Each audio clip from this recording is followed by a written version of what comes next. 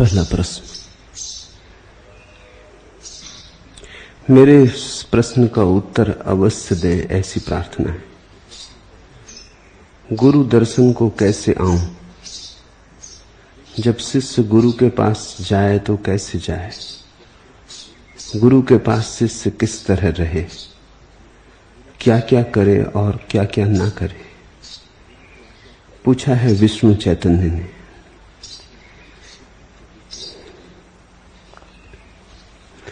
शिष्य का अर्थ होता है जिससे सीखने की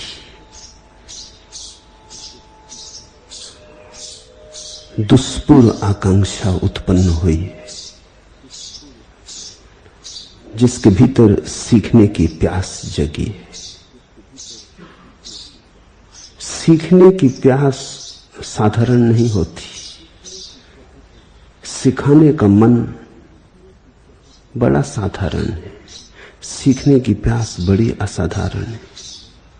गुरु तो कोई भी होना चाहता है, शिष्य होना दुर्लभ है। जो तुम नहीं जानते वो भी तुम दावा करते हो जानने का, क्योंकि जानने के दावे में अहंकार की तृप्ति है। जिन बातों का तुम्हें कोई भी पता नहीं है उनका भी तुम उत्तर देते हो, क्योंकि ये तुम कैसे मानो कि उत्तर और तुम्हें पता नहीं। तुम ऐसी सलाहें देते हो जिनको कोई माने तो गड्ढे में गिरेगा, क्योंकि तुम किसी अनुभव से सलाह नहीं दे रहे हो, तुम तो सलाह देने का मजा ले रहे हो। देखा लोगों को सलाह देने में कैसा मजा लेते, फंस भर जाओ उनके चंगुल में, और हर कोई सलाह देने को उत्सुक है। वो तो अच्छा है कि लोग सलाह लेते नहीं। दुनिया में सबसे ज्यादा दी जाने वाली चीज सलाह है और सबसे कम ले जाने वाली चीज भी सलाह है। कौन सुनता है, कौन लेता है? अच्छा है कि लोग लेते नहीं, अन्यथा लोग पागल हो जाएं। सलाह देने वाले इतने हैं, मार्गदर्शक इतने हैं। सीखने की इच्छा अति दुर्लभ है,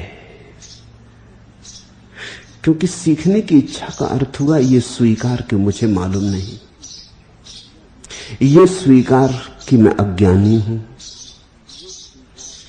यह स्वीकार कि मैं समर्पित होने को तैयार हूं, कि मैं भिक्षा की झोली फैलाने को राजी हूं। बेशर्म भिक्षा की झोली फैलाने की हिम्मत से कोई शिष्य बनता है।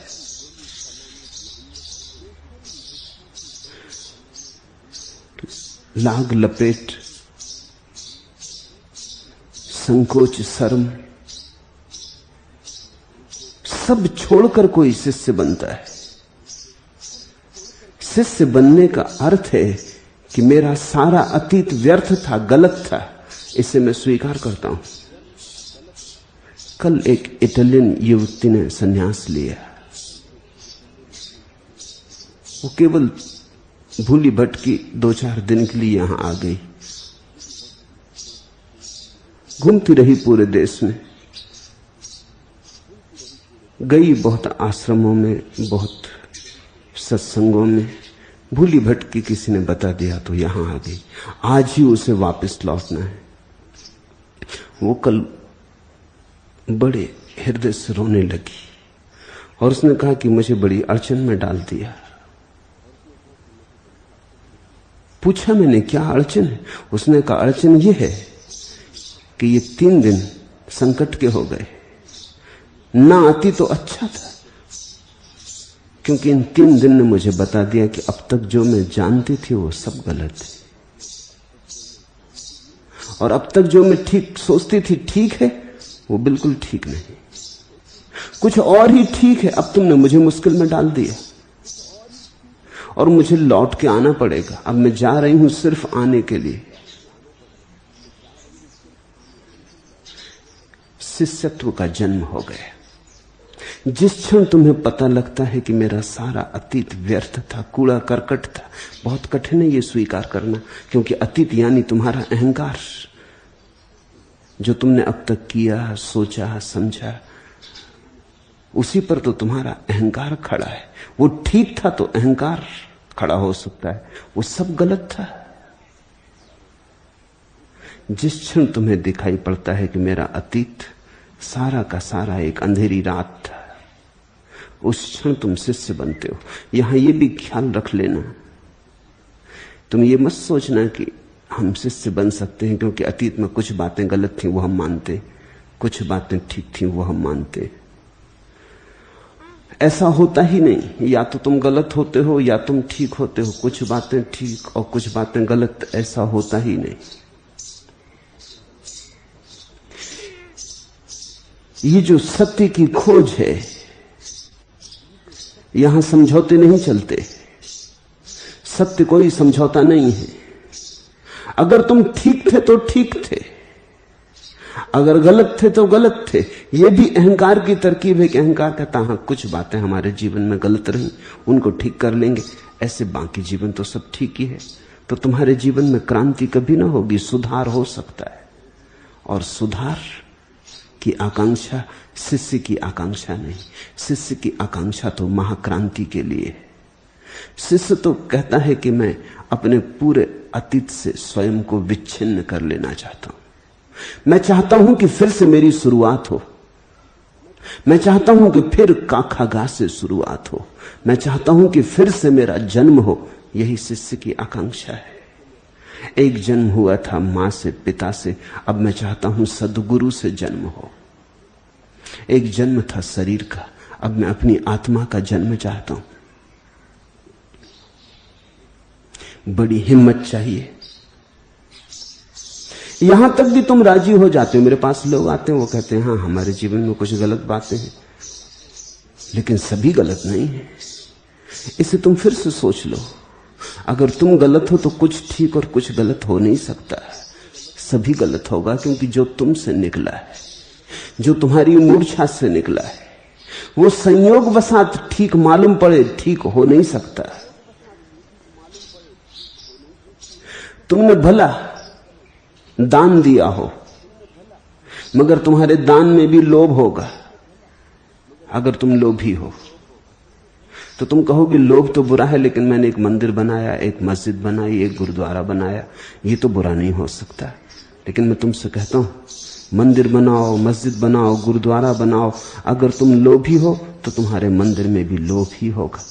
होगा परलोक का लोभ, होगा स्वर्ग पाने का लोभ, मगर लोभ ही होगा। लोभी से दान नहीं हो सकता। लोभी दान भी करता है तो वहां उस दूसरे किनारे पर 1000 गुना पाने की आकांक्षा में करता है। ये भी दान रहा, सौदा हो गया। दान का मतलब होता है हम बेशर्त देते। दान का मतलब होता है देने में मजा है इसलिए देते। देने में मजा अभी और यही है इसलिए देते। दान का मतलब हुआ आगे इससे कोई संबंध नहीं, आगे हम इसके संबंध में कोई प्रतिकार नहीं चाहते, कोई पुरस्कार नहीं चाहते। देने में मजा आया इसलिए दिया है। अब देने से कोई और फल मिलना चाहिए तो फिर लोभ आ गया। लोभ का मतलब होता है फल की आकांक्षा, फलाकांक्षा। दान का अर्थ होता है फलाकांक्षा शून्य, देना, देने का मजा, देने का आनंद। तुमने किसी को दिया और अगर धन्यवाद की भी आकांक्षा रखी तो दान भ्रष्ट हो गया।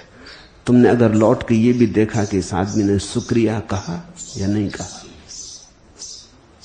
तुम सोचने लगे बाद में कि ये भी कैसे अपात्र को दे दिया कि उसने धन्यवाद भी ना दिया। एक ज़ेन फकीर के पास एक आदमी हजारों स्वर्ण असरफियां लेके आया। उसने बड़े जोर से असरफियों का थैला पटका। उनकी खनखनाहट पूरे मंदिर में गूंज गई। लोग ऐसे ही दान देते। खनखनाहट की आवाज।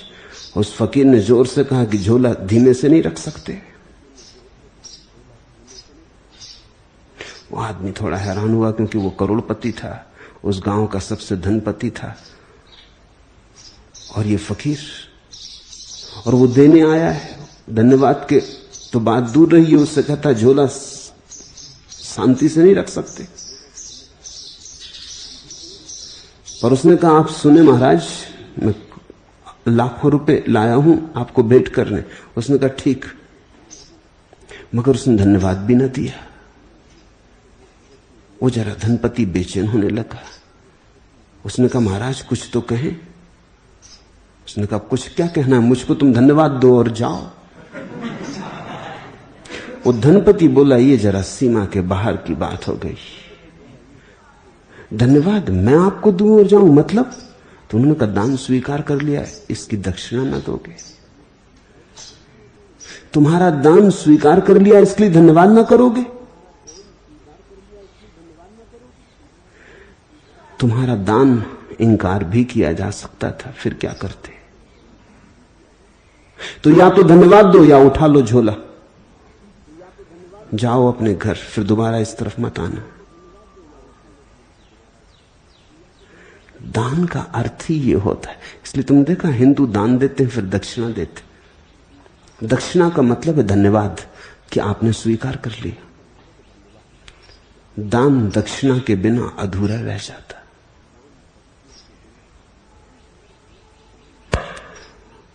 लोभ से दिया गया दान तो दान नहीं, लोभ का ही विस्तार है। तुम अगर गलत हो तो तुम जो करोगे वो सब गलत होगा। तुम्हारा मंदिर जाना गलत, तुम्हारी पूजा गलत, तुम्हारी प्रार्थना गलत, तुमसे निकलेगी, सही हो कैसे सकती? और अगर तुम सही हो तो तुम जो करोगे वो सही है। इसलिए तो कृष्ण अर्जुन को कह सके कि लड़, बस तू भीतर सही हो जा, तू भीतर परमात्मा से जुड़ जा, तू भीतर अनुभव कर ले कि मैं नहीं हूं वही है। फिर तू काट, बेफिक्री से काट, फिर हिंसा में भी पाप नहीं। इसे तुम समझना। कृष्ण कह रहे हैं कि अगर तू परमात्मा को समर्पित होकर हिंसा भी करता है तो भी पाप नहीं।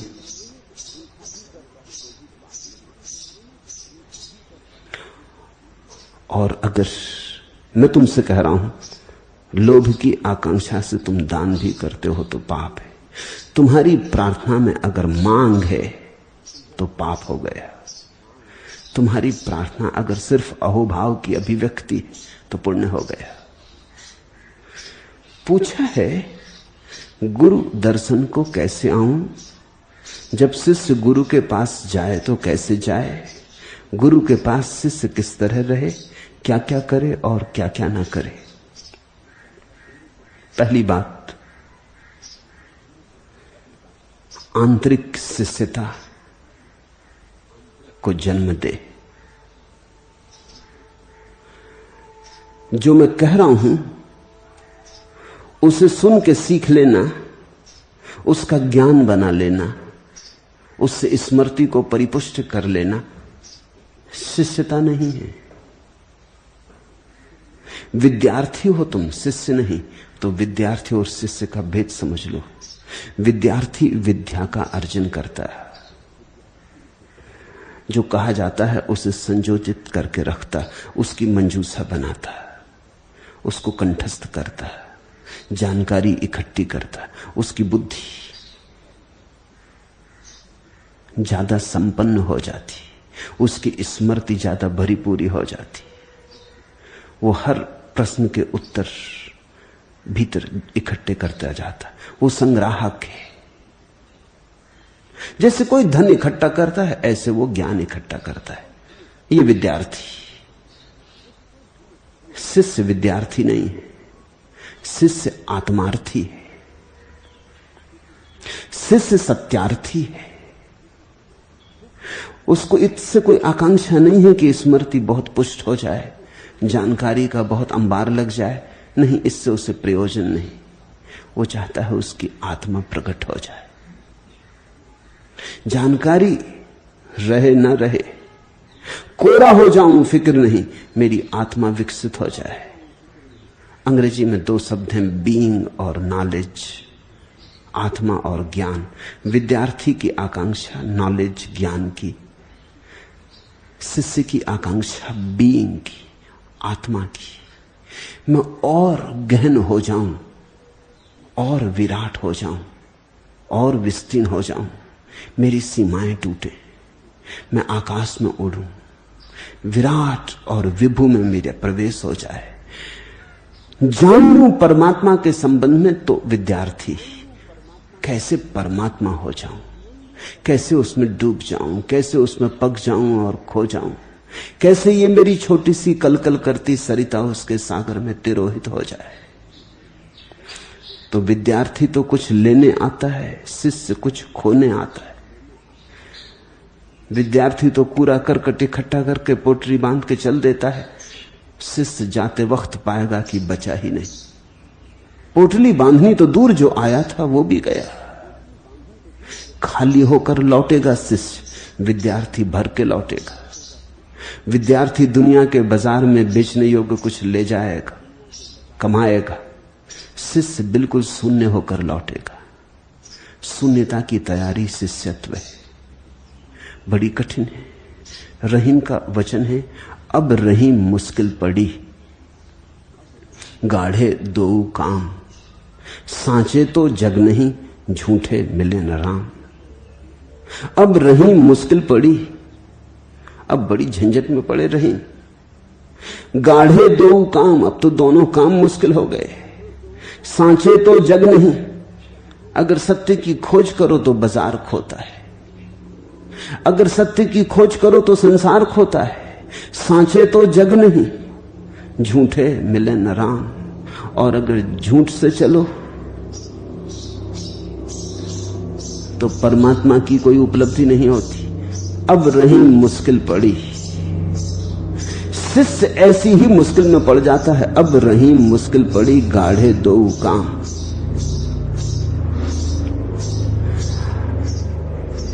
अगर अपने को खोता है तो परमात्मा मिलता है, लेकिन अपने को खोने में वो सब खो जाता है जिसे हम संसार कहते हैं।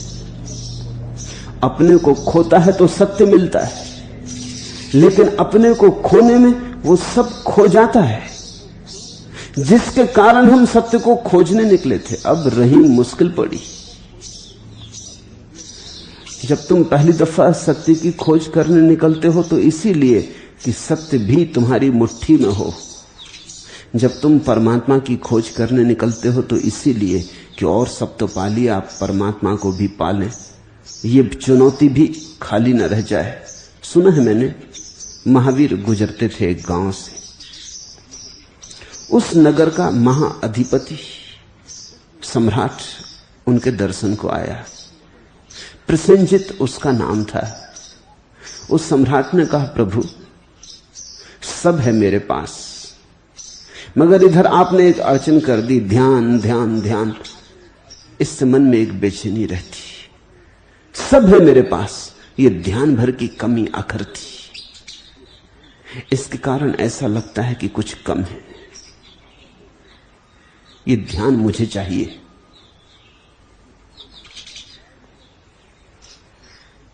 और मैं इस ध्यान को पाने के लिए जो भी आप मूल्य चुकाने को कहें, चुकाने को राजी। सुना होगा उसने, गांव में महावीर के आने से ध्यान की चर्चा होने लगी। वो जरा बेचैन हुआ होगा, उसके पास सब है, तिजोरी में सब बंद है, धन पद प्रतिष्ठा सब बंद है। देखा होगा खाता बही खोल के, ध्यान नहीं। ये क्या मामला है? लोग ध्यान की बात करने लगे। गांव में कुछ लोग ध्यानी भी होने लगे, कुछ लोग ध्यान की मस्ती में भी चलने लगे, कुछ लोगों की आंखों में ध्यान का नशा भी दिखाई पड़ने लगा। ये मामला क्या है? वो थोड़ा बेचैन हो गया। उसने महावीर से कहा, मैं सब कुछ करने को तैयार हूं, जो भी कीमत हो चुका दूंगा। महावीर थोड़े मुश्किल में पड़े। इस पागल प्रसेनजित को क्या कहें? ये कोई कीमत चुकाने से मिलने वाली बात नहीं। थोड़े झिझके होंगे, इसको उत्तर क्या दें, क्योंकि कहीं ये अकारण दुखी ना हो। ये बात ही मूढ़तापूर्ण पूछ रहा है, लेकिन सम्राट है। ये बात ही व्यर्थ पूछ रहा है। उनको थोड़ा झिझकता देखकर प्रसेनजित ने कहा, आप संकोच ना करें, 1,00,000 असरफी, 2 लाख असरफी, 10 लाख असरफी, जितना कहें, मुंह मांगा देने को तैयार हूं। मगर ये बात अखरती कि गांव में कुछ लोग ध्यान की बात करते हैं, मेरे पास ध्यान नहीं।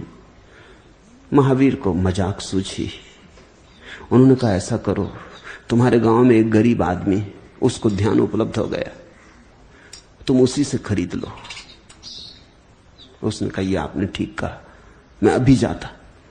उस अपने रथ पे सवार होकर गरीब के झोपड़े पे पहुंच गया। गरीब तो घबरा गया। वो गरीब आदमी बाहर आके चरणों में गिर पड़ा। सम्राट ने कहा, फिक्र मत कर, जो तेरी मांग हो बोल, मुंह मांगा दाम देने को तैयार हूं। ये ध्यान क्या बला है, ये तू मुझे दे दे। और महावीर ने कहा कि तुझे मिल गया है। उसने कहा कि मिल तो गया है और मैं देने को भी तैयार हूं, लेकिन आप लेने को तैयार नहीं।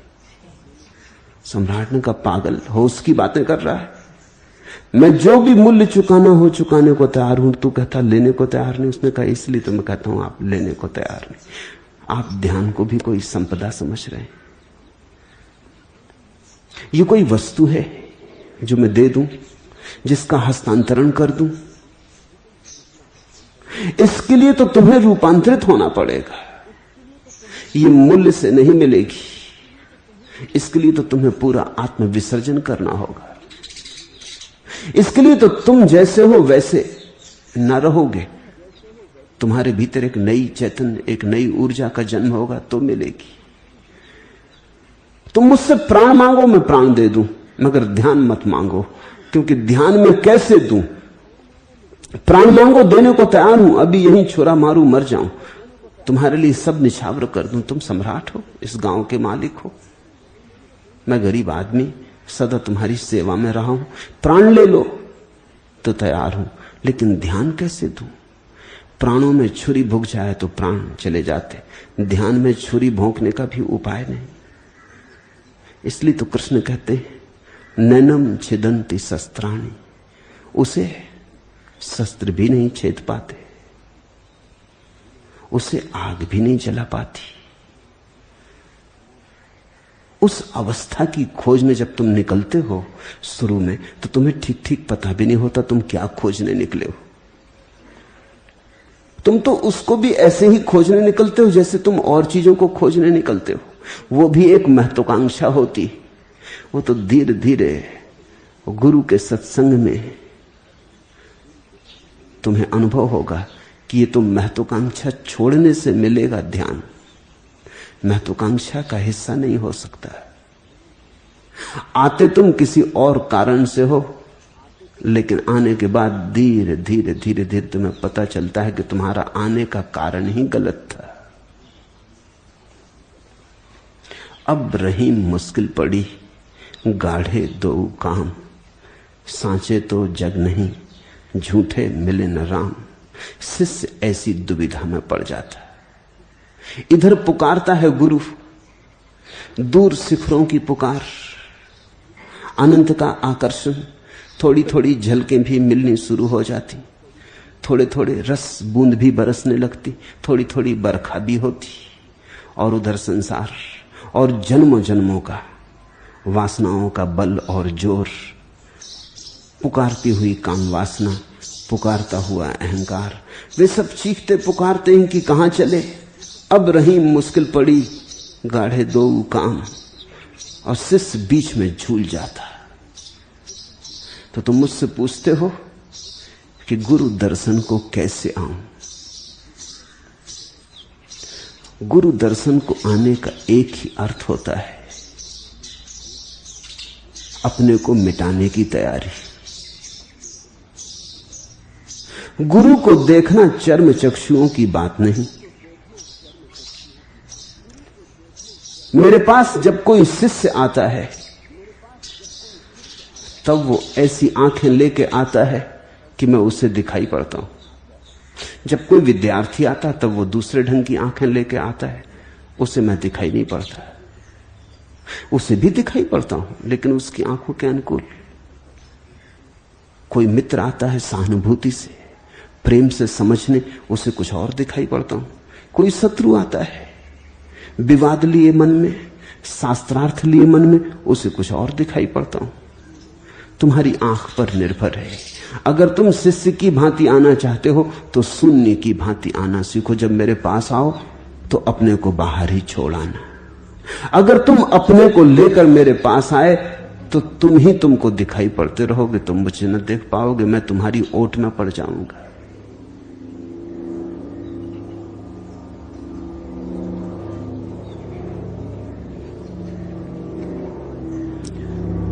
जब तुम अपने को रख कर आओगे बाहर, ऐसे आओगे जैसे एक शून्य आया, एक कोरे कागज की तरह आओगे, तब तुम मुझे देख पाओगे। तब उस संबंध की घटना घटेगी जिसको गुरु शिष्य का संबंध कहें। तब एक सेतु निर्मित होता है। प्रीतम छवि नैनन बसी, पर छवि कहां समाए, भरी सराय रहीम लखी, पथिक आप फिर जाए। और जब तुम मुझसे भरने लगोगे, प्रीतम छवि नैनन बसी, शिष्य और गुरु का संबंध तो अथाह प्रेम का संबंध है, ज्ञान का संबंध नहीं, प्रेम का संबंध, बुद्धि का संबंध नहीं, हृदय का संबंध। तुम्हारे विचार मुझसे मेल खाते हैं, उससे थोड़ी तुम मेरे शिष्य हो जाओगे। तुमसे मेरे विचार मेल खाते हैं इसलिए तुम मेरे साथ खड़े हो। कल अगर तुमसे मेरे विचार मेल ना खाए तो फिर तुम मुझसे अलग हो जाओगे। बहुत लोग मेरे पास आए हैं और बहुत लोग मेरे पास से चले गए। आए थे तो उन्हें लगा उनके विचार मेल खाते, असल में वो मेरे साथ ना थे, उन्हें लगा कि मैं उनके साथ हूं। मेरे विचार उनसे मेल खाते हैं, वो केंद्र रहे, मेरे विचारों ने उनकी पुष्टि की, वो बड़े प्रफुल्लित हुए। लेकिन जब उन्हें पता लगा कि मेरे सभी विचार उनसे मेल नहीं खाते, तब अड़चन शुरू हो गई। तब वे न रुक सके, तब वे हट गए, तब वे घबरा गए। तुम्हारे विचार अगर मुझसे मेल खाते हैं इसलिए तुम यहां हो, तो तुम ज्यादा से ज्यादा एक अनुयायी हो, शिष्य नहीं। शिष्य तो वही है जो कहता है सोचो, छोड़ो विचार की बात, दिल से दिल मेल खाता है। विचार ऊपर ऊपर की बातें हैं, दिल भीतर की बात है, आत्मा आत्मा से मेल खाती। और शिष्य ऐसा नहीं सोचता कि गुरु से मेरे विचार का मेल बैठता है, शिष्य ऐसा सोचता है कि मैं गुरु के साथ मेल खाता हूं। किसी दिन मेल ना खाए तो शिष्य अपने भीतर कारण खोजता है, उन कारणों को हटाता है ताकि फिर मेल खा जाए। जो लोग सोचते हैं कि मैं उनसे मेल खाऊं, जिस दिन भी अड़चन होती है मैं उनसे मेल नहीं खाता, वो मुझे छोड़ देते, क्योंकि उनमें तो बदलने का कोई सवाल ही ना, वो तो ठीक है ही। सत्य तो उन्हें मालूम ही है, वो सिर्फ आए थे प्रमाण पत्र खोजने। वो शायद मेरी परीक्षा को आए थे, या शायद मुझसे अपने सत्य को भरने आए थे। जो उनका सत्य है और सत्यतर मालूम होने लगे और एक गवाही मिल जाए, इसके लिए आए थे। लेकिन सत्य तो उनके पास है ही। जिस दिन मैं उनसे मेल नहीं खाता उसी दिन उनकी राह अलग हो जाती।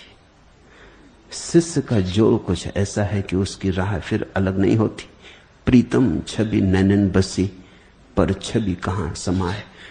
गुरु ऐसा छा जाता है भीतर, शिष्य गुरु के रंग में डूब जाता है, शिष्य गुरु के रंग में रंग जाता है।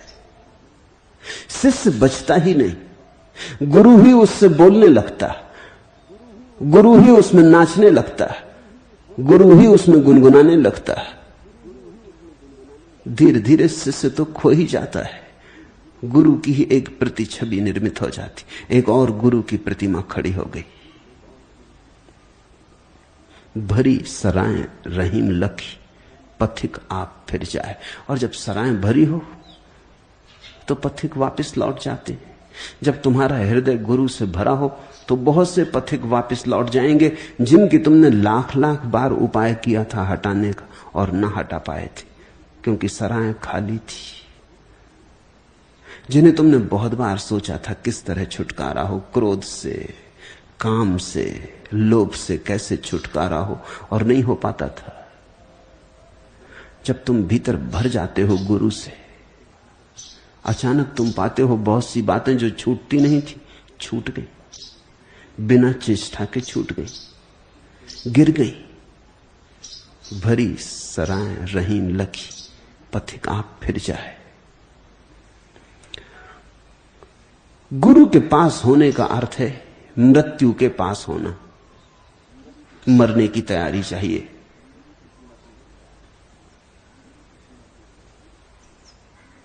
अगर गुरु नाराज भी हो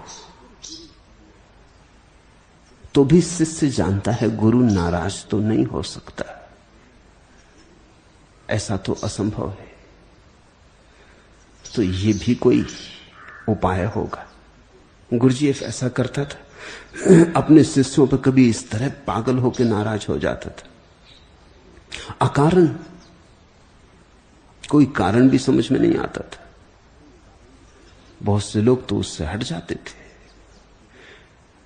लेकिन जो टिके रह गए उनके जीवन में उसने बड़ी क्रांति ला दी। धीरे धीरे समझे राज कि वो नाराज क्यों हो जाता है। वो नाराज हो के सिर्फ तुम्हें एक मौका देता है कि देखो अब मैं नाराज। तुम नाराज गुरु के साथ रुक सकते हो। प्यारे प्यारे के साथ तो रुकने में क्या कठिनाई है, कोई भी रुक जाए। मीठे मीठे के साथ रुकने में तो क्या अड़चन है, कोई भी रुक जाए। गुरुजीएफ कहता, जब मैं कड़वा होता हूं तब भी तुम मेरे साथ रुक सकते हो। अगर तुम मेरे कड़वेपन में भी मेरे साथ रुक सकते हो तो ही रुके। और जो गुरु के कड़वेपन में साथ रुक गया उस पर गुरु का अमृत बरस जाता है।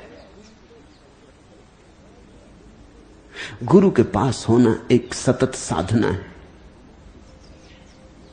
इस जगत में बहुत साधनाओं के रूप है, लेकिन गुरु के पास होने से बड़ी कोई साधना नहीं है। इसलिए तो हमने सत्संग की बड़ी महिमा कही है। गुरु के पास होने की महिमा इतनी है जिसका कोई हिसाब नहीं। शास्त्र तो मुर्दा है, तुम लाख पढ़ो तुम अपने ही अर्थ निकाल लोगे। शास्त्र तो तुम्हें नहीं बदल सकता, तुम शास्त्र को जरूर बदल सकते हो, क्योंकि शास्त्र क्या करेगा। तुम जो अर्थ चाहोगे वही अर्थ निकाल लोगे।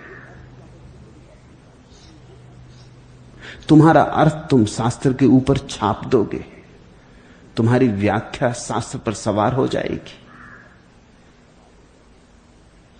जीवित गुरु के ऊपर तुम अपनी व्याख्या नहीं थोप सकते। जीवित गुरु पारे की भांति होता है। तुमने मुट्ठी बांधी कि वो हटा वहां से, तुम्हारी मुट्ठी नहीं बंधने देता, तुम्हारी पकड़ में कभी आता भी नहीं, क्योंकि उसकी सारी चेष्टा यही है कि तुम्हारी पकड़ छूट जाए, पकड़ने की आदत छूट जाए। उसकी सारी चेष्टा यही कि तुम्हारी मुट्ठी बंध न रहे, खुल जाए। उसकी सारी चेष्टा यही कि तुम्हारे सब तनाव पकड़ने के, आसक्ति के, राग के विसर्जित हो जाएं। तो वो आलंबन नहीं बनता तुम्हारे पकड़ के लिए, वो तुम्हारा आश्रय भी नहीं बनता, बार बार वो हट जाता है। जैसे ही तुम उसे अपना आश्रय और सुरक्षा मानने लगते हो, अचानक वो हट जाता है, धड़ाम से तुम जमीन पर गिरते हो। वो तुमसे ये कहना चाहता है कि मैं तुम्हें तुम्हारे पैर पर खड़ा करना चाहता हूं, मैं तुम्हें बल देना चाहता हूं कि तुम अपने पैर पर खड़े हो जाओ। तो गुरु नाराज भी हो तो शिष्य नहीं देखता कि गुरु नाराज। उसकी जफा जफा नहीं, उसको न तू जफा समझ। गुरु की निर्दयता, उसकी कठोरता कठोरता नहीं है, उसकी जफा जफा नहीं, उसको न तू जफा समझ। हुस्न ए जहां फरेब की ये भी कोई अदा समझ। अगर प्रेम है तो ये भी गुरु के सौंदर्य का एक ढंग। ऐसा हुआ, नाम तुमने सुना होगा नंदलाल बोस का, भारत के बड़े चित्रकार। वो अवनींद्रनाथ ठाकुर के शिष्य थे। अवनींद्रनाथ ठाकुर रविन्द्रनाथ के चाचा थे, महाचित्रकार थे अवनींद्रनाथ। एक दिन रविन्द्रनाथ बैठे हैं अवनींद्रनाथ के साथ और नंदलाल आए, तब वो युवा थे। कृष्ण का एक चित्र बना के लाए थे। रविन्द्रनाथ ने अपने संस्मरणों में लिखा है कि ऐसा कृष्ण का सुंदर चित्र मैंने देखा ही नहीं। रविन्द्रनाथ खुद महाकवि थे, खुद भी बड़े चित्रकार थे, इसलिए उनकी परख पे तो कोई संदेह करने का सवाल नहीं।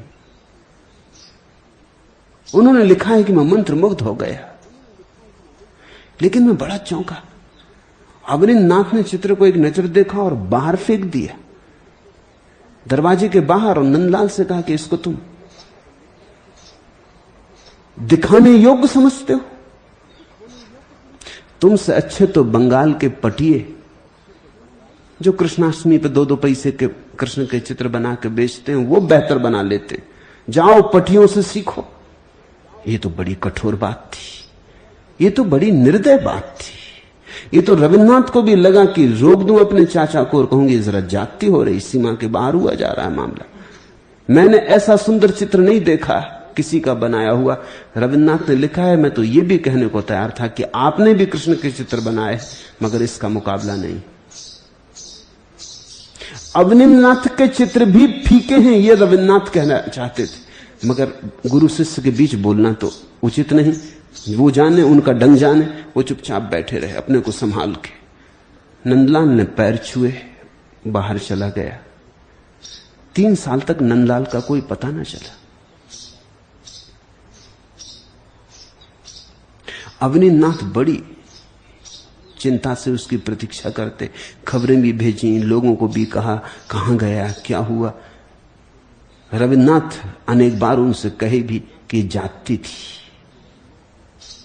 आपने उसको बुरी तरह चोट पहुंचा दी, उसके हृदय को आघात पहुंचा दिया। अवनींद्रनाथ रोते नंदलाल के लिए कि वो गया कहां। 3 साल बाद नंदलाल लौटे तो उनकी हालत बंगाल में जैसे गरीब चित्रकार होते हैं पटिए, उन जैसी हो गई थी। वही पुराने 3 साल पहले के कपड़े थे, फटे पुराने, पहचानना मुश्किल था। शक्ल बदल गई थी, काली हो गई थी, लेकिन वो फिर कुछ चित्र बना के ले आए थे और उन्होंने फिर पैर छुए और कहा आपने ठीक कहा था। इन 3 वर्षों में इतना सीखने मिला पटियों के पास, क्योंकि जो ख्याति नाम चित्रकार हैं वो तो अपने अहंकार के कारण बनाने लगते हैं। जिनकी कोई ख्याति नहीं, उनके चित्रों में एक निर्दोषता, एक सहजता है, वो सीखने को मिली। आपने खूब मुझे भेज दिया, आपकी बड़ी कृपा, अनुकंपा। रविन्द्रनाथ ने अवनींद्रनाथ को पूछा कि क्या मैं पूछ सकता हूं मामला क्या था? चित्र मुझे तो बहुत सुंदर लगा था। अवनींद्रनाथ ने कहा चित्र मुझे भी बहुत सुंदर लगा था, और आज मैं तुमसे सच कह देना चाहता हूं कि मैंने भी चित्र बनाए हैं, लेकिन उसका कोई मुकाबला नहीं। मगर फेंकना पड़ा, मजबूरी थी, क्योंकि नंदलाल से मुझे और भी बड़ी आशा थी। उस दिन अगर मैं कह देता कि ठीक सुंदर, वहीं नंदलाल रुक जाता। जब गुरु ने कह दिया ठीक सुंदर, हो गई बात, तो विकास अवरुद्ध हो जाता। अगर नंदलाल की प्रतिभा और बड़ी न होती तो मैंने उसे पुरस्कृत किया होता, लेकिन मैं जानता था और भी छिपा पड़ा है, अभी इसे और खींचा जा सकता है, अभी इसमें से और बड़ा शिखर प्रकट हो सकता है। उसकी जफा जफा नहीं, उसको न तू जफा समझ, हुस्न ए जहां फरेब की ये भी कोई अदा समझ। और ये पाठ धीरे धीरे गुरु से सीखने के बाद यही पाठ परमात्मा पर लागू हो जाता है। फिर परमात्मा दुख दे तो भी हुस्न ए जहां फरेब की ये भी कोई अदा समझ। फिर परमात्मा पीड़ा दे तो ये भी निखार का कोई उपाय समझ। फिर परमात्मा मृत्यु दे तो ये भी नए जीवन की कोई शुरुआत समझ।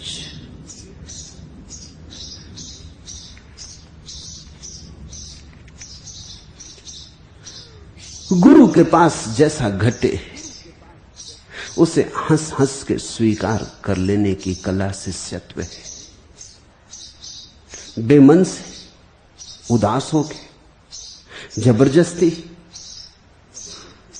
स्वीकार किया तो सारा मजा चला जाता है। स्वीकार होना चाहिए आनंदपूर्ण। जीत अगर किस्मत में नहीं है, मात सही, दिन जो नहीं तो रात सही, हमसे जहां तक मुमकिन हो ये मात ही हंसते हंसते खा ले। गाहे गाहे अंधियारे में बिजली चमके, गाहे गाहे हंस ले गा ले। गुरु के पास कैसी ही अंधेरी रात हो, वो जो बिजली चमकती है कभी कभी, उसको भी काफी समझना। अंधेरी रात में जो बिजली चमकती है उसे सौभाग्य समझना। शायद बिजली चमकने के लिए अंधेरी रात चाहिए। दिन में तो बिजली चमकने का मजा नहीं। शायद गुलाब की झाड़ी पर फूलों के लिए कांटे चाहिए ही। तो गुरु के पास बहुत सी अंधेरी रातें होंगी, उनकी गणना मत करना। कभी कभी बिजली चमक जाए, उसे हृदय में संजो कर रख लेना। बहुत कांटे गड़ेंगे, उनका हिसाब मत रखना। कभी कभी फूल की गंध आ जाए तो नाच लेना, गुनगुना लेना गीत धन्यवाद का। गाहे गाहे अंधियारे में बिजली चमके, गाहे गाहे हंस ले गा ले। शिष्य का अर्थ है जिसने किसी में परमात्मा को देखना शुरू किया। ये बड़ी असंभव बात है, इसलिए दूसरों को तो बड़ी कठिनाई होती है। तुमने देखा, तुम अगर किसी स्त्री के प्रेम में पड़ गए तो प्रेम में पड़ते ही वो स्त्री इस जगत की सबसे सुंदर स्त्री हो जाती। फिर क्लियोपेत्रा फीकी, फिर मर्लिन मनरो फीकी, फिर सारी दुनिया की सुंदरतम स्त्रियां उसके मुकाबले कुछ भी नहीं। अतीत फीका, भविष्य फीका, बस एक स्त्री केंद्र हो जाती। तुम्हारा सौंदर्य उसके भीतर दिव्यता को उभार देता, प्रकट कर देता। और यह केवल प्रेम की कल्पना नहीं है। प्रत्येक व्यक्ति इतना ही सुंदर है, प्रेमी देख पाता, सभी देख नहीं पाते। जब किसी व्यक्ति के प्रति तुम्हारे मन में गुरु का भाव उदय होता है तो तुम्हारे पास एक नई देखने की दृष्टि खुलती। वो व्यक्ति तुम्हारे लिए परमात्मा हो गया। इसे तुम दूसरों के सामने सिद्ध ना कर पाओगे, सिद्ध करना भी मत। ये कोई सिद्ध करने की बात भी नहीं। जैसे तुम प्रेमी से नहीं पूछते कि सिद्ध करो कि तुम्हारी जो प्रेयसी है वही दुनिया की सबसे सुंदर स्त्री है, तुम इस तरह के वक्तव्य क्यों देते हो? तुम क्यों कहते हो कि यही स्त्री दुनिया की सबसे सुंदर स्त्री? इसे सिद्ध करो, प्रमाण जुटाओ, वैज्ञानिक, तार्किक। तुम उससे नहीं कहते, तुम कहते हो पागल है, प्रेम में पागल है। शिष्य भी प्रेम में पागल है। और किसी स्त्री का या किसी पुरुष का सौंदर्य तो क्षणभंगुर है। शिष्य एक ऐसे प्रेम में पागल है जो क्षणभंगुर नहीं, एक ऐसी अनुभूति से आंदोलित हुआ है जो शाश्वत है, जो समय की धारा से प्रभावित नहीं होती। समय आता है, जाता है। एक ऐसी श्रद्धा का जन्म हुआ है शिष्य में जो रूपांतरित नहीं होती, जो स्थिर है। श्रद्धा अगर है तो कभी पतित नहीं होती, और अगर पतित होती तो इतना ही जानना कि थी ही नहीं। तुमने समझा था कि है लेकिन थी नहीं, भ्रांत रही होगी, प्रतीति रही होगी, आभास रहा होगा। किसी व्यक्ति में परमात्मा की प्रतीति होने लगे, ये बहुत असंभव घटना है, क्योंकि हमारा अहंकार बाधा आता है। हमारा अहंकार ये तो मानने को राजी होता ही नहीं कि हमसे कोई श्रेष्ठतर हो सकता है।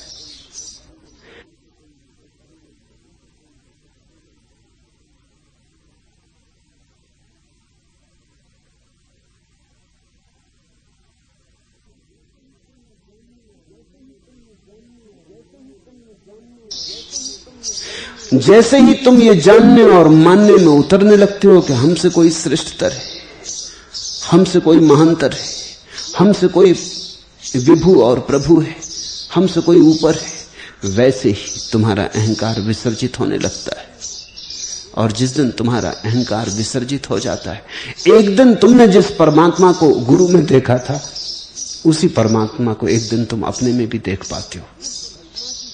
जिस घटना की शुरुआत गुरु पर हुई थी, उस घटना का अंत शिष्य पर होता है। ये महानतम क्रांति है। इस क्रांति के लिए बड़ा संवेदनशील चित्त चाहिए। गुरु के पास कैसे आए, किस ढंग से उठें बैठे, संवेदनशील हो। कोई अपने प्रेमी के पास कैसे जाता, कैसे भावों के फूल सजा लेता भीतर, कैसे पवित्र हृदय को लेके जाता। पापी से पापी भी जब किसी के प्रेम में पड़ता है तो उन क्षणों में पुण्यात्मा हो जाता है। हत्यारे से हत्यारा आदमी भी अपनी प्रेसी की हत्या तो नहीं करता। चोर से चोर आदमी भी अपने बेटे के खीसे से तो पैसे नहीं चुरा लेता। तुमने देखा प्रेम का क्रांतिकारी रूप। दुष्ट से दुष्ट आदमी के पास भी उसकी प्रेसी तो रात निश्चिंत सो जाती। ये तो फिक्र नहीं होती कि रात को कहीं उठ के गला ना काट दे, ये आदमी हत्यारा है। नहीं, जहां प्रेम है वहां पवित्रतम की अभिव्यक्ति शुरू हो जाती। चोर भी आपस में एक दूसरे को धोखा नहीं देते। मैत्री, डाकू एक दूसरे के प्रति बड़े निष्ठावान होते। दुकानदार इतने निष्ठावान नहीं होते। और डाकू अगर वचन दे दे तो पूरा करेगा, दुकानदार का कोई पक्का भरोसा नहीं। बुरे से बुरा आदमी भी प्रेम की छाया में रूपांतरित हो जाता है, कुछ और का और हो जाता है। तो गुरु के पास जब आओ तो अति प्रेम, संवेदना, उत्फुल्लता, आनंद, रसमग्न आओ। उदास नहीं, रोते नहीं। अगर रोते हुए भी आओ तो तुम्हारे आंसुओं में आनंद हो, शिकायत नहीं।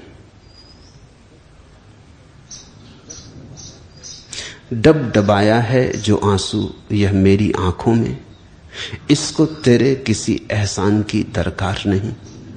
जो इबादत भी करे और शिकायत भी करे, प्यार का है वह बहाना तो मगर प्यार नहीं। जो इबादत भी करे और शिकायत भी करे। जहां इबादत है वहां शिकायत कैसी? जो इबादत भी करे और शिकायत भी करे, प्यार का है वह बहाना तो मगर प्यार नहीं। गुरु के पास इबादत से भरे हुए आओ। गुरु के पास ऐसे आओ जैसे मुसलमान जब मस्जिद में जाता है। गुरु के पास ऐसे आओ जब हिंदू जब मंदिर में जाता है, कि सिख गुरुद्वारे में जाता है। गुरु के पास ऐसे आओ जैसे कि तुम साक्षात परमात्मा के पास जा रहे हो, उतने ही पवित्र प्रसूनों से भरे। तो क्रांति घटेगी, क्योंकि घटना तो तुम्हारे भाव से घटने वाली है। पत्थर की मूर्ति के साथ भी घट सकती है अगर भाव गहन हो, और जीवित परमात्मा के साथ भी नहीं घटेगी अगर भाव मौजूद ना हो।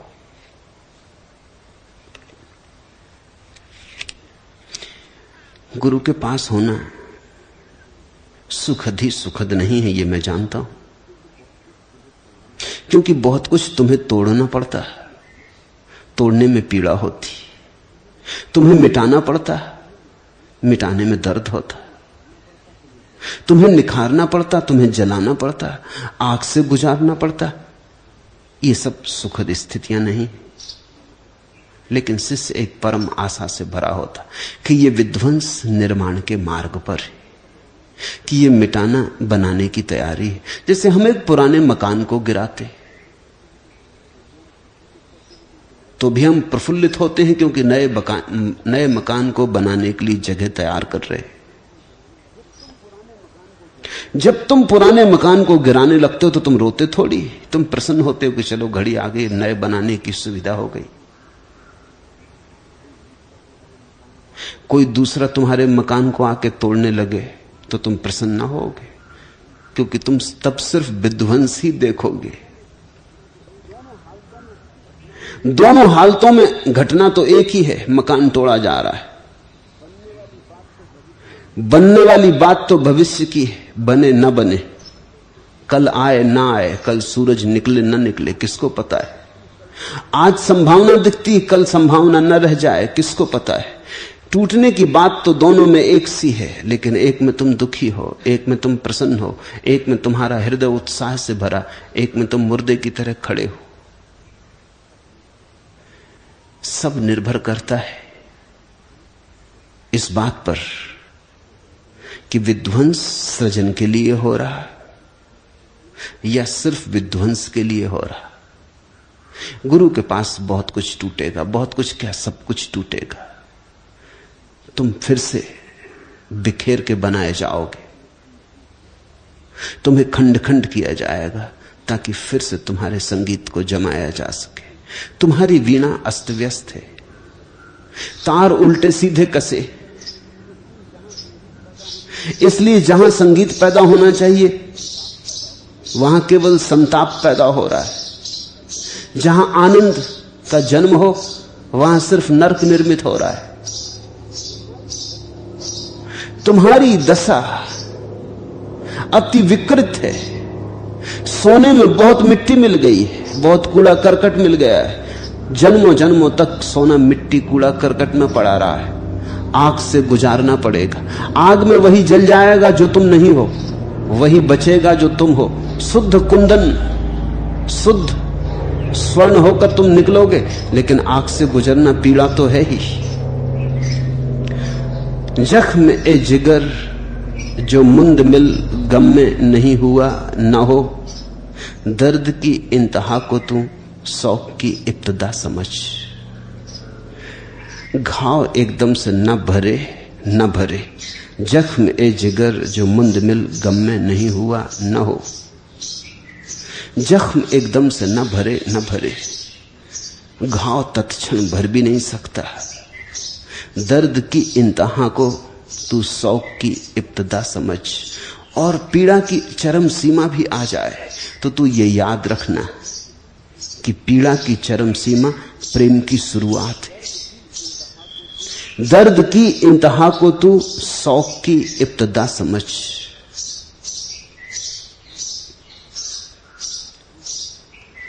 साधारणता हम सब सुख के आकांक्षी, दुख से भयभीत, सुख के लिए आतुर। मिलता दुख ही है, आतुरता आतुरता ही रह जाती, प्यास प्यास ही रह जाती, तृप्ति होती कहां। सुख तो केवल उनको मिलता है जो दुख से गुजरने के लिए राजी हो जाते। इस दुख से गुजरने का नाम ही तपश्चर्या है। गुरु के पास होना, मैंने कहा मृत्यु के पास होना है, तपश्चर्या है। तुम्हें निखारा जाएगा, तुम्हें उघाड़ा जाएगा, तुम्हें मिटाया जाएगा, तुम्हें पहुंचा जाएगा, तुम्हारे भीतर छुपी हुई संभावनाओं को चेताया जाएगा, चुनौती दी जाएगी। श्रम होगा, तप होगा, तभी तुम उसे पा सकोगे जिसे पाए बिना जीवन में कभी शांति नहीं। तभी तुम उसे पा सकोगे जिसे पाकर फिर पाने की और कोई दौड़ नहीं रह जाती। गुरु तुम्हें राह थोड़ी दिखाता है, सिर्फ राह दिखाने की बात होती तो बड़ा सरल हो जाता मामला। इतना ही थोड़ी कि तुमसे कह दिया ऐसा कर लो।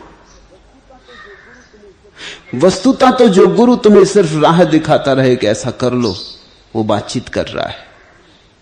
गुरु तुम्हें करवाता है, राह दिखाता नहीं, राह पर धक्के देता है, राह पे चलाता भी है। तुम अपने से चल भी न पाओगे, तुम जड़ हो गए हो, पक्षाघात तुम्हारे अंगों में समा गया है। तुमसे लाख बार कहा गया है कि यह है राह, चलो। तुमने सुन भी लिया, तुमने समझ भी लिया, चले तुम कभी नहीं। संत अगस्तीन ने कहा है कि जो मुझे करना चाहिए वो मुझे मालूम है, लेकिन वो मैं करता नहीं, और जो मुझे नहीं करना चाहिए वो भी मुझे मालूम है, लेकिन वही मैं करता हूं। तुम्हें भी मालूम है क्या ठीक है, अब राह क्या बतानी। ऐसा आदमी तुम पा सकते हो जिसको पता नहीं कि ठीक क्या है। सबको पता है, सबको पता सही क्या गलत क्या, लेकिन इससे क्या होता है, राह बताने से क्या होता है। कोई चाहिए जो तुम्हें चलाए। एक मंजिले राह ए इसकी उसको कोई खबर नहीं। मंजिले राह ए इसकी उसको कोई खबर नहीं। राह दिखाए जो तुझे उसको न रहनुमा समझ। वो जो ऐसा दूर खड़े होकर राह बता दे उसको रहनुमा मत समझ लेना। रहनुमा तो तुम्हारे साथ चलेगा, तुम्हारे आगे, तुम्हारे पीछे, तुम्हारे पूरब, तुम्हारे पश्चिम। रहनुमा तो तुम्हें घसीटेगा, रहनुमा तो तुम्हें धकाएगा, रहनुमा तो तुम्हें दौड़ाएगा। रहनुमा तो वहां तक आएगा जहां तुम हो और वहां तक ले जाएगा जहां तुम्हें होना चाहिए। रहनुमा तो ऐसा है जैसे कि कोई बाप अपने बेटे का हाथ पकड़ के चलता हो। मंजिले राह ए इसकी उसको कोई खबर नहीं। राह दिखाए जो तुझे उसको न रहनुमा समझ। राह ही दिखाना होता तो मील के पत्थर पर लगे तीर के निशान बता देते हैं, आदमियों की जरूरत है। राह ही दिखाना हो तो शास्त्र दिखा देते हैं, शास्त्रा की जरूरत है। फिर शास्त्र और शास्त्रा में फर्क क्या रहेगा, फिर गीता और कृष्ण में फर्क क्या रहेगा, अगर राह ही दिखानी हो।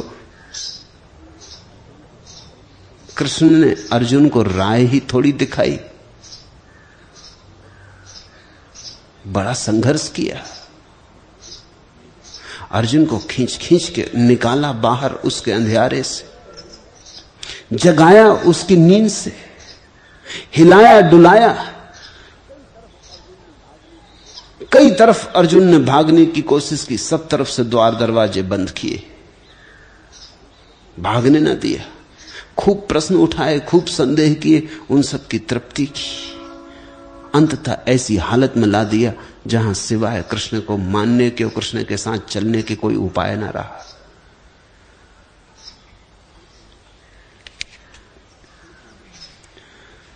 क्षण होंगे निराशा के, क्षण होंगे दुख पीड़ा के, और विष्णु चैतन्य ऐसे ही क्षणों में से गुजर रहा, डमाडोल, दुविधा से भरा। मगर घबराने की कोई बात नहीं, सभी को ऐसे ही गुजरना पड़ता, स्वाभाविक है, इसमें विशेष कुछ भी नहीं। सभी डमाडोल होते, सभी पहले हजार तरह की चिंताओं में, शंकाओं में, संदेहों में भरते। धीरे धीरे धीरे धीरे निखार आता है। यह दर्द विराट जिंदगी में होगा परिणत। है तुम्हें निराशा, फिर तुम पाओगे ताकत। उन अंगुलियों के आगे कर दो माथा नत, जिनके छू लेने भर से फूल सितारे बन जाते हैं ये मन के छाले। ओ मेजों की कोरों पर माथा रखकर रोने वाले, हर एक दर्द को नए अर्थ तक जाने दो, हर एक दर्द को नए अर्थ तक जाने दो। दर्द दर्द ही नहीं है, दर्द नए अर्थ की शुरुआत है। जैसे किसी स्त्री को बच्चा पैदा होता तो बड़ी प्रसव की पीड़ा होती, वो प्रसव की पीड़ा से घबरा जाए। अभी 2-4 साल पहले इंग्लैंड में एक बहुत बड़ा मुकदमा चला। एक फार्मेसी ने, एक दवाइयों को बनाने वाले कारखाने ने एक दवा इजाद की, सामक दवा, जो प्रसव की पीड़ा को दूर कर देती। स्त्रियां उसे ले लें तो प्रसव की पीड़ा नहीं होती, बच्चा पैदा हो जाता। लेकिन उसके बड़े घातक परिणाम हुए। बच्चे पैदा हुए अपंग, अंधे, लंगड़े, लूले।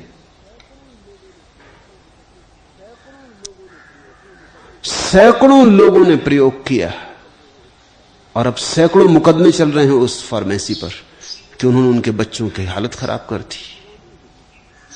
मां को तो पीड़ा नहीं हुई, लेकिन जिस जहर ने मां की पीड़ा छीन ली, उस जहर ने बच्चे को विकृत कर दिया। वो जिसको हम प्रसव की पीड़ा कहते हैं, वो स्वाभाविक है, वो आवश्यक है, वो होनी ही चाहिए। उसको रोकना खतरनाक है। जापान अकेला राष्ट्र है जिसने कानून बनाया है कि प्रसव पीड़ा को रोकने के लिए कोई दवा इजाद नहीं की जा सकती। बड़ी समझदारी की बात है। सिर्फ अकेला राष्ट्र सारी दुनिया में, क्योंकि प्रसव पीड़ा बच्चे के जीवन की शुरुआत है। मां को भी पीड़ा होती है, ऐसा नहीं है, बच्चे को भी पीड़ा होती है, लेकिन उस पीड़ा से ही कुछ निर्मित होता है। मैंने सुना है एक किसान परमात्मा से बहुत परेशान हो गया। कभी ज्यादा वर्षा हो जाए, कभी ओले गिर जाएं, कभी पाला पड़ जाए, कभी वर्षा ना हो, कभी धूप हो जाए, फसलें खराब होती चली जाएं, कभी बाढ़ आ जाए और कभी सूखा पड़ जाए। आकर उसने कहा कि सुनो जी, तुम्हें कुछ किसानी की अकल नहीं, हमसे पूछो। परमात्मा कुछ मौज में रहा होगा उस दिन। उसने कहा अच्छा तुम्हारा क्या ख्याल है? तो कहा कि 1 साल मुझे मौका दो, जैसा मैं चाहूं वैसा मौसम हो, देखो कैसा दुनिया को सुख से भर दूं, धन धान्य से भर दूं। परमात्मा ने कहा ठीक 1 साल तेरी मर्जी होगी, मैं दूर रहूंगा। स्वभावतः किसान को जानकारी थी, काश जानकारी ही सब कुछ होती। किसान ने जब धूप चाही तब धूप मिली, जब जल चाहा तब जल मिला, बूंद भर कम ज्यादा नहीं, जितना चाहा उतना मिला। कभी धूप, कभी छाया, कभी जल, ऐसा किसान मांगता रहा और बड़ा प्रसन्न होता रहा, क्योंकि गेहूं की बालें आदमी के ऊपर उठने लगी। ऐसी तो फसल कभी न हुई थी। कहने लगा अब पता चलेगा परमात्मा को कोई, न मालूम कितने जमाने से आदमियों को नाहक परेशान करते रहे। किसी भी किसान से पूछ लेते, हल हो जाता मामला। अब पता चलेगा। गेहूं की बालें ऐसी हो गई जैसे बड़े बड़े वृक्ष हों, खूब गेहूं लगे। किसान बड़ा प्रसन्न था, लेकिन जब फसल काटी तो छाती पे हाथ रख के बैठ गया। गेहूं भीतर थे ही नहीं, बालें ही बालें थी, भीतर सब खाली था। वो तो चिल्लाया है कि हे परमात्मा ये क्या हुआ? परमात्मा ने कहा अब तू ही सोच, क्योंकि संघर्ष का तो तूने कोई मौका ही ना दिया। ओले तूने कभी मांगे ही नहीं, तूफान कभी तुमने उठने न दिया, आंधी कभी तूने चाही नहीं। तो आंधी, अंधड़, तूफान, गड़गड़ाहट बादलों की, बिजलियों की चमचमाहट, तो इनके प्राण संग्रहित न हो सके। ये बड़े तो हो गए लेकिन पोचे। संघर्ष आदमी को केंद्र देता है, नहीं तो आदमी पोचा रह जाता। इसलिए तो धनपतियों के बेटे पोचे मालूम होते। जब धूप मिली धूप मिल गई, जब पानी चाहा पानी, न कोई अंधड़ न कोई तूफान। तुम धनपतियों के घर में कभी बहुत प्रतिभाशाली लोगों को पैदा होते न देखोगे। पोचे, गेहूं की बाल ही बाल होती, गेहूं भीतर होता नहीं। थोड़ा संघर्ष चाहिए, थोड़ी चुनौती चाहिए। जब तूफान हिलाते हैं और वृक्ष अपने बल से खड़ा रहता है, बड़े तूफानों को हरा के खड़ा रहता है, आंधियां आती हैं, गिराती हैं और फिर गेहूं की बाल फिर खड़ी हो जाती, तो बल पैदा होता है। संघर्षण से ऊर्जा निर्मित होती। अगर संघर्षण बिल्कुल ना हो तो ऊर्जा सुप्त की सुप्त रह जाती। प्रसव पीड़ा मां के लिए ही पीड़ा नहीं, बेटे के लिए भी पीड़ा है, लेकिन पीड़ा से जीवन की शुरुआत है। और सुबह, नहीं तो पोचा रह जाएगा बच्चा, उसमें बल ना होगा। और अगर बिना पीड़ा के बच्चा हो जाएगा तो मां के भीतर जो बच्चे के लिए प्रेम पैदा होना चाहिए वो भी पैदा ना होगा। क्योंकि जब हम किसी चीज को बहुत पीड़ा से पाते हैं तो उसमें हमारा एक राग बनता है।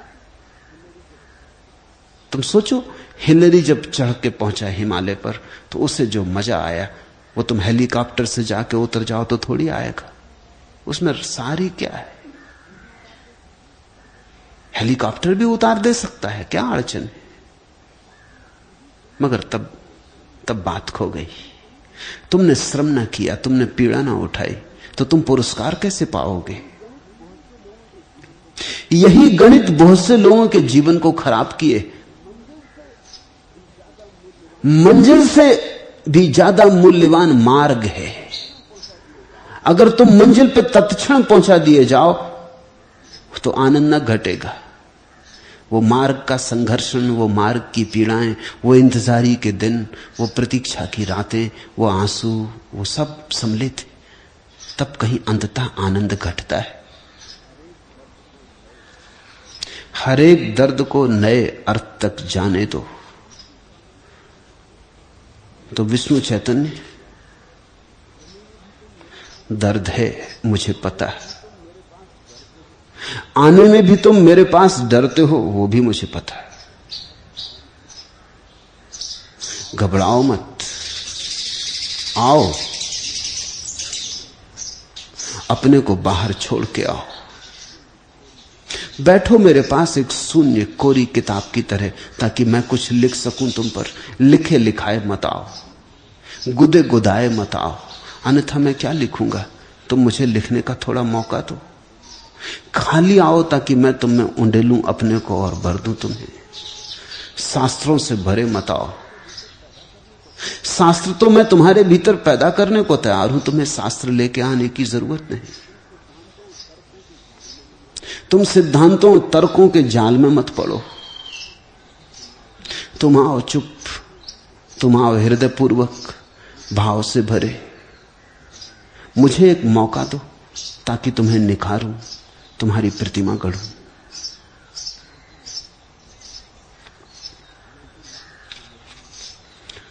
दूसरा प्रश्न, मैं तो लाख यतन कर हारियो, अरे हां राम रतन धन पायो। पूछा है अजित सरस्वती ने। ऐसा ही है, आदमी का यत्न कुछ काम नहीं आता, अंततः तो प्रभु कृपा ही काम आती। मगर प्रभु कृपा उन्हें मिलती है जो यत्न करते। अब जरा झंझट हुई, विरोधाभास हुआ, समझने की कोशिश करना। प्रभु तो उन्हें ही मिलता है जो प्रभु कृपा को उपलब्ध होते हैं, लेकिन प्रभु कृपा को वही उपलब्ध होते हैं जो अथक प्रयत्न करते। प्रयत्न से प्रभु नहीं मिलता, लेकिन प्रभु कृपा प्रयत्न से मिलती, फिर प्रभु कृपा से प्रभु मिलता है।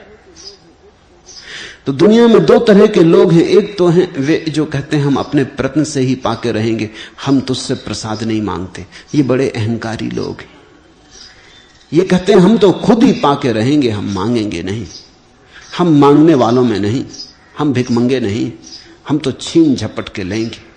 ये तो ईश्वर पे आक्रमण करने वाले लोग हैं। ये तो बैंड बाजा लेके और मसाले लेके और हमला करते। ये तो छुरे भाले लेके ईश्वर पे जाते हैं, तो आक्रामक है। इनको प्रभु कभी नहीं मिलता, और जब इनको नहीं मिलता तो ये कहते हैं प्रभु है नहीं, होता तो मिलना चाहिए था। यही तो विज्ञान की चेष्टा है।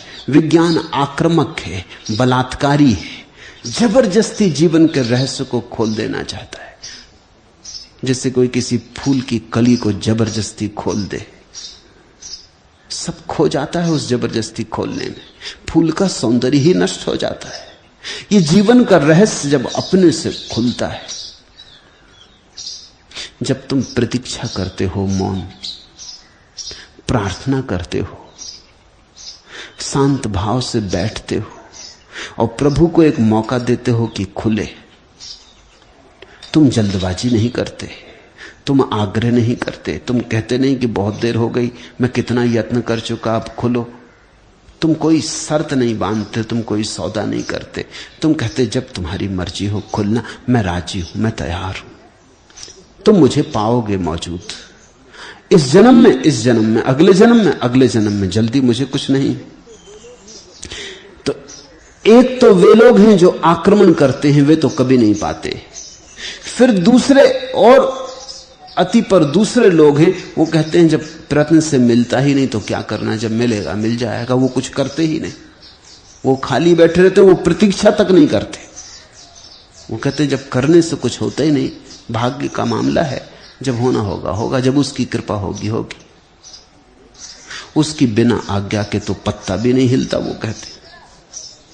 ये दोनों ही नासमझ। एक से अति सक्रियता पैदा होती जो कि रुग्ण और बुखार हो जाती और विक्षिप्तता हो जाती, और एक से अति अकर्मण्यता पैदा होती जिससे सुस्ती और आलस और तामस घिर जाता है। दोनों के मध्य में मार्ग है। प्रयत्न भी करना होगा और प्रसाद भी मांगना होगा। मैं तो लाख यत्न कर हारियो, मगर जल्दी मत हार जाना। लाख यत्न कर हारना। कुछ लोग ऐसे यत्न तो करते नहीं, बैठे तो हारे ही नहीं। लाख यत्न कर लेना, जो तुम कर सको पूरा कर लेना। मगर अगर तुम्हारे करने से न मिले तो घबरा के ये मत कहने लगना कि है ही नहीं। वहीं तो ठीक मौका आ रहा था, जब मिलने की घड़ी आ रही थी, उससे चूक मत जाना। जब तुम सब प्रयत्न कर चुको और हार जाओ, हारे को हरिनाम, फिर तुम हरिनाम लेना। उस परम हार में परम विजय फलित होगी। मैं तो लाख यत्न कर हारियो, अरे हां राम रतन धन पायो। बस तुम हारे कि राम रतन धन मिला, इधर हारे उधर मिला। क्योंकि इधर तुम हारे कि तुम मिटे, तुम मिटे कि परमात्मा वर्षा। तुम्हारी मिटने की ही देर थी, लेकिन बिना यत्न किए तुम मिट ना सकोगे। ये विरोधाभासी लगता है, इसलिए मेरे वक्तव्य विरोधाभासी लगते हैं, पैराडॉक्सिकल लगते हैं। ऐसा ही समझो कि कोई आदमी मेरे पास आता है, वो कहता रात मुझे नींद नहीं आती, अनिद्रा से परेशान हूं, दवाइयां भी काम नहीं देती, अब मैं क्या करूं। उसको मैं क्या कहता हूं? उसको मैं कहता हूं तुम ऐसा करो कि शाम को एक 5-6 मील का चक्कर लगाओ। वो कहता आप क्या कह रहे हैं, ऐसी तो नींद नहीं आती, और 4-5 मील का चक्कर लगाऊंगा तो फिर तो रात भर नींद ना आएगी। मैं उससे कहता हूं तुम फिक्र मत करो, तुम 4-5 मील का चक्कर लगाओ। नींद के लिए जो सबसे जरूरी बात है वो है हार जाना, थक जाना। आज बहुत से लोग अनिद्रा से पीड़ित हैं, पूरब में कम, पश्चिम में बहुत ज्यादा, लेकिन जल्दी ही पूरब में भी हो जाएंगे, क्योंकि पूरब में भी विज्ञान फैलेगा, सुख संपत्ति बढ़ेगी, दारिद्र्य कम होगा, काम कम होगा। पश्चिम में 6 दिन का सप्ताह था, फिर 5 दिन का हो गया, अब 4 दिन के होने की नौबत है। काम मशीन करने लगी है, आदमी के हाथ से काम सब जाने लगा है। जब काम बिल्कुल न बचे तो विश्राम की जरूरत ही पैदा नहीं होती। विश्राम की जरूरत तो तभी पैदा होती है जब अथक श्रम किया गया हो, तो फिर विश्राम की जरूरत पैदा होती। विश्राम एक जरूरत है। तुम खा पी के बैठे हो चुपचाप, कुछ करते मरते नहीं, तो भूख कैसे लगेगी?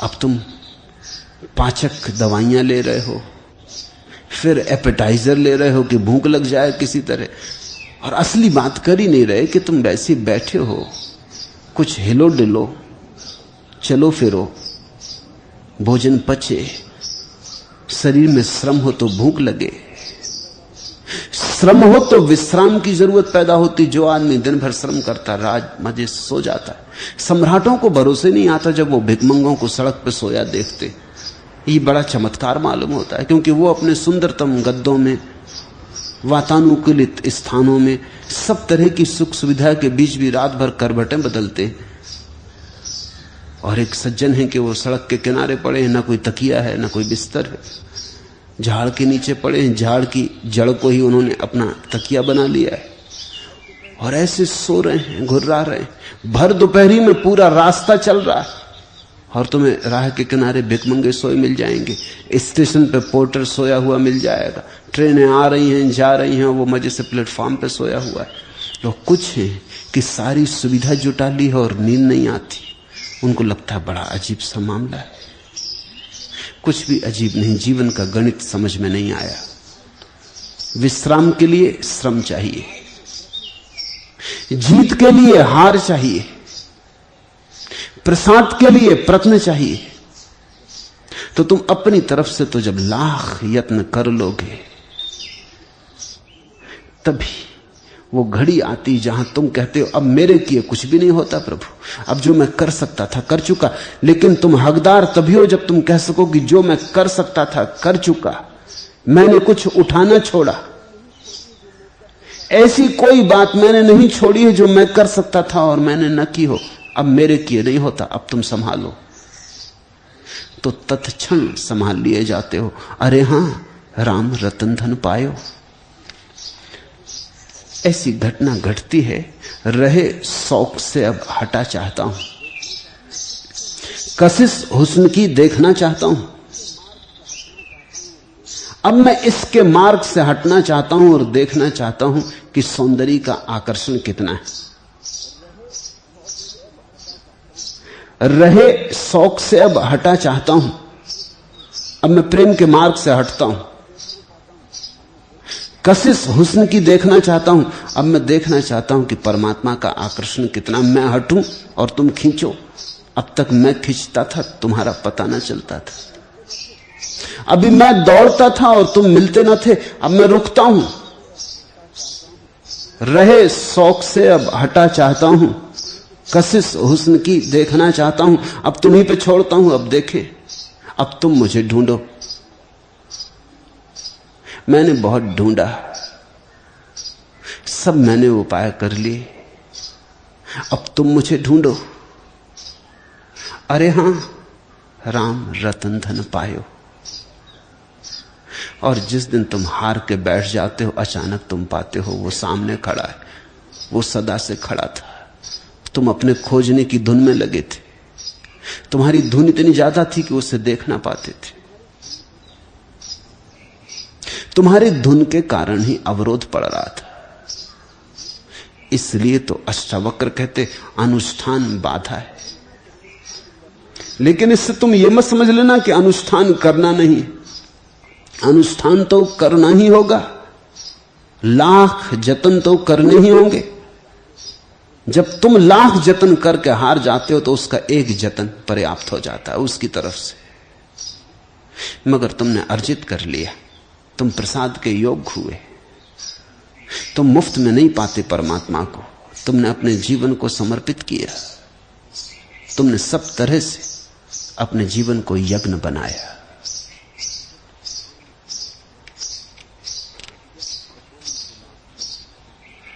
जब कपोल गुलाब पर शिशु प्रात के, सूखते नक्षत्र जल के बिंदु से, रश्मियों की कनक धारा में नहा, मुकुल हंसते मोतियों का अर्घ दे।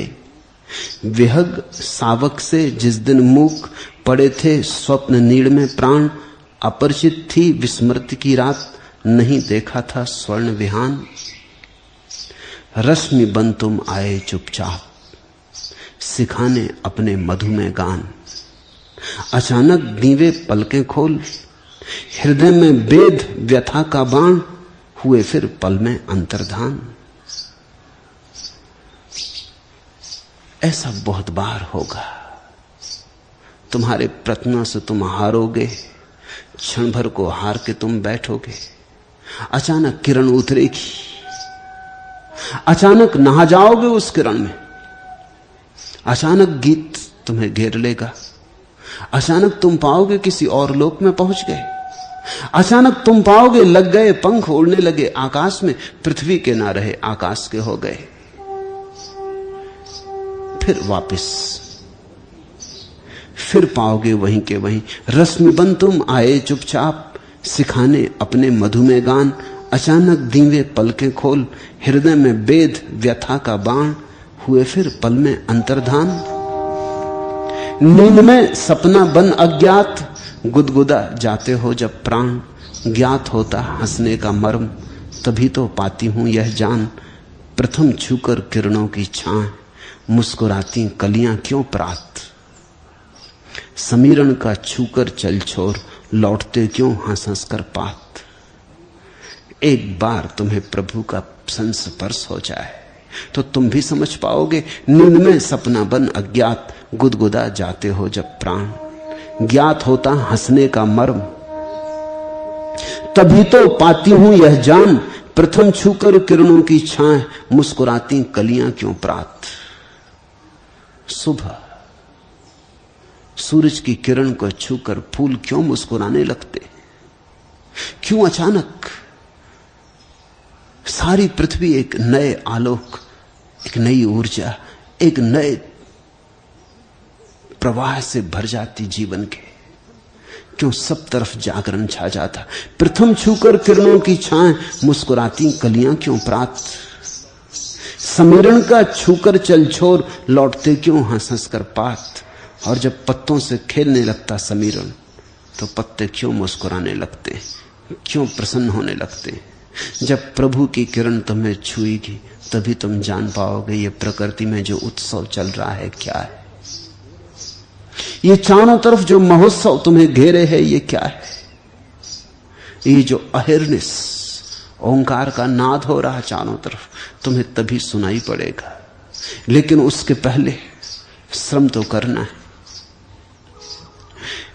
लाख जतन तो करने।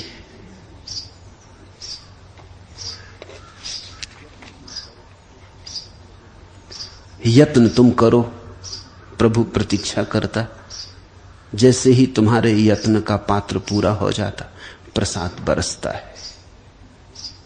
प्रसाद को मुफ्त में मत मांगना, अपनी आहुति देनी होती। अपनी आहुति देकर मांगोगे तो ही मिलेगा, और कुछ देने से ना चलेगा। आदमी ने खूब तरकीबें निकाली, फूल तोड़ लेता वृक्षों के, मंदिर में चढ़ा आता। किसको धोखा देते हो? फूल चढ़े ही थे परमात्मा को वृक्षों पर, तुमने उन्हें जुदा कर दिया। फूल ज्यादा जीवित थे वृक्षों पर, ज्यादा परमात्मा के साथ अटखेलियां कर रहे थे, तुमने उन्हें मार डाला। तुम मरे इन फूलों को मरी एक प्रतिमा के सामने रखा है और सोचे कि फूल चढ़ा है, सोचे कि अर्घ हुआ, सोचे कि अर्चना पूरी हुई, प्रार्थना पूरी हुई। जलाए एक मिट्टी का दिया और सोचे कि रोशनी हो गई। इतना सस्ता काम नहीं। जलाना होगा दिया भीतर प्राणों का, और चढ़ाना होगा फूल अपने ही परम चैतन्य के विकास का। अपना ही सहस्त्रार, अपना ही सहस्त्र दलों वाला कमल जिस दिन तुम चढ़ाओगे उस दिन ये सिर अपना ही चढ़ाना होगा। आदमी खूब चालाक है, उसने नारियल निकाल लिया है। नारियल आदमी जैसा लगता, सिर जैसा, इसलिए तो उसको खोपड़ा कहते, खोपड़ी। उसमें दो आंखें भी होती, दाढ़ी मूछ सब उसमें होती। नारियल चढ़ा है, सिंदूर लगा है, अपने रक्त की जगह सिंदूर लगा है, अपने सिर की जगह नारियल चढ़ा है, अपने सहस्त्रार की जगह और किन्हीं फूलों के वृक्षों के फूल छीन लिए उनको चढ़ा है। किसको धोखा देते हो? अपने को चढ़ाना होगा, और अपने को चढ़ाने का एक ही उपाय है, मैं तो लाख यतन कर हारियो, अरे हां राम रतन धन पायो।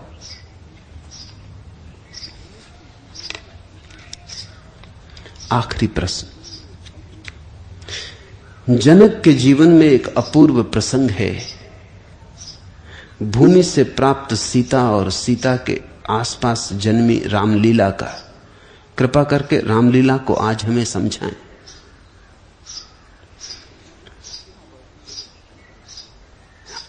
अष्टावर्ग के संदर्भ में और उस सब के संदर्भ में मैं जो तुमसे जो कह रहा हूं, उस कथा का अर्थ बहुत सीधा साफ है।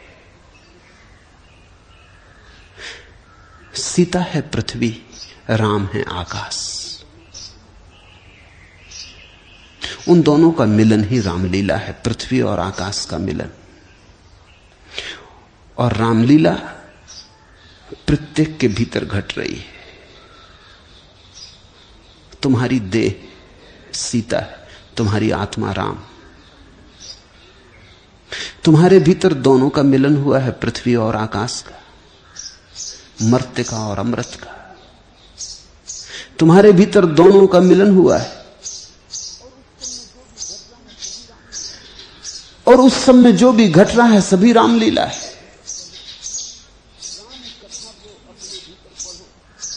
राम कथा को अपने भीतर पढ़ो, और जिस दिन तुम ये पहचान लोगे कि तुम न तो राम हो और न तुम सीता हो, तुम तो रामलीला के साक्षी हो, दृष्टा हो, उसी दिन रामलीला बंद हो जाती। जाना है सीता और राम के ऊपर। रामलीला लोग देखने जाते हैं, वहां क्या खाक मिलेगा। भीतर रामलीला चल रही, वहीं बैठ के देखो, तुम देखने वाले बन जाओ। रामलीला देखने से कहते हैं बड़ा लाभ होता, पुण्य होता। वो पुण्य अगर मेरी बात समझ में आ जाए तो होता है। ये जो सीता और राम का मिलन तुम्हारे भीतर हुआ, ये जो पृथ्वी और आकाश मिले, ये जो पदार्थ और चैतन्य का मिलन हुआ, इसको मंच बना लो, ये होने दो। तुम दर्शक होकर बैठ जाओ, तुम दृष्टा बन जाओ, तुम साक्षी हो जाओ।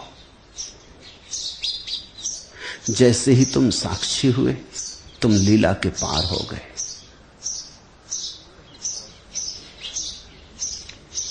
कहीं और रामलीला देखने नहीं जाना है। प्रत्येक के भीतर जन्मती है रामलीला, और जब तक रामलीला चलती रहती तब तक संसार चलता रहता। जिस दिन तुम्हारा साक्षी जग जाता है और रामलीला बंद हो जाती, उसी दिन संसार तिरोहित हो जाता है। बहुत दिन देख ली रामलीला, लेकिन जिस ढंग से देखी उसमें थोड़ी भूल है। वो भूल ऐसी है कि तुम रामलीला देखते देखते ये भूल ही जाते हो कि तुम दृष्टा हो। ये भी रोज होता है। तुम फिल्म देखने जाते हो, तुम भूल जाते हो कि तुम देखने वाले हो, तुम फिल्म का अंग बन जाते हो। जब पहली दफा 3 डायमेंशनल फिल्म बनी और लंदन में दिखाई गई, तो लोगों को समझ में आया कि हम कितने भूल जाते। 3 डायमेंशनल जो फिल्म है, उसमें तो बिल्कुल ऐसा लगता है जैसे साक्षात व्यक्ति आ रहा है। एक घुड़सवार घोड़े पे दौड़ता है, एक भाला लिए आता है, और ठीक आगे पर्दे पर वो भाला फेंकता है। पूरा हाल झुक गया, आधा इस तरफ आधा उस तरफ, भाले से बचने के लिए। एक क्षण को झूठ सच हो गया। इस झूठ के सच हो जाने का नाम माया है। बंगाल में बड़े प्रसिद्ध विचारक हुए ईश्वरचंद्र विद्यासागर। वो रामलीला देख रहे थे या कोई और नाटक देख रहे थे, सभी नाटक रामलीलाएं। और नाटक में एक पात्र है जो एक स्त्री के साथ बलात्कार करने की चेष्टा कर रहा है। वो इतनी बदतमीजी कर रहा है और वो इतनी कठोरता कर रहा है कि ईश्वरचंद्र विद्यासागर जो सामने ही बैठे थे पंक्ति में, भूल गए कि ये नाटक। निकाल लिया जूता और चढ़ गए मंच पर, लगे पीटने उस अभिनेता को। अभिनेता ने ज्यादा होशियारी की, वो हंसने लगा। उसने जूता पुरस्कार की तरह लेके अपनी छाती से लगा लिया। माइक पर खड़े होकर उसने कहा कि धन्य मेरे भाग, मैंने तो कभी सोचा नहीं था कि मैं इतना कुशल अभिनेता हो सकता हूं कि ईश्वरचंद्र विद्यासागर धोखा खा जाएं। ऐसे ज्ञानी धोखा खा गए। तो इस जूते को लौटाऊंगा नहीं, ये तो मेरा पुरस्कार हो गया, इसको तो अब याददाश्त के लिए रखूंगा। और बहुत प्रमाण पत्र मुझे मिले हैं, मेडल मिले हैं, मगर इससे बड़ा कोई भी नहीं मिला। ईश्वरचंद्र बड़े सकुचाए, जैसी होश आया कि मैं कर क्या बैठा। ईश्वरचंद्र जैसा बुद्धिमान आदमी खो गया नाटक में। सभी बुद्धिमान ऐसे ही खो गए। जब तुम देखते हो नाटक को तो तुम भूल ही जाते हो कि तुम दृष्टा हो। वो जो चल रहा है धूप छाया का खेल मंच पर, पर्दे पर, वही सब कुछ हो जाता है। ऐसा ही घट रहा है भीतर। ये जो रामलीला तुम्हारे जीवन में घटी है, सीता और राम के मिलन पर, पृथ्वी और आकाश के मिलन पर, इसमें तुम बिल्कुल खो गए हो, तल्लीन हो गए। तुम भूल ही गए कि तुम सिर्फ दृष्टा हो। करो याद, जगो अब। जागते ही तुम पाओगे पर्दा शून्य हो गया, न वहां राम है न वहां सीता है। खेल समाप्त हुआ। इस खेल की समाप्ति को हम कहते हैं मुक्ति, मोक्ष, निर्वाण। हरिओम तत्सत। आज इतना है।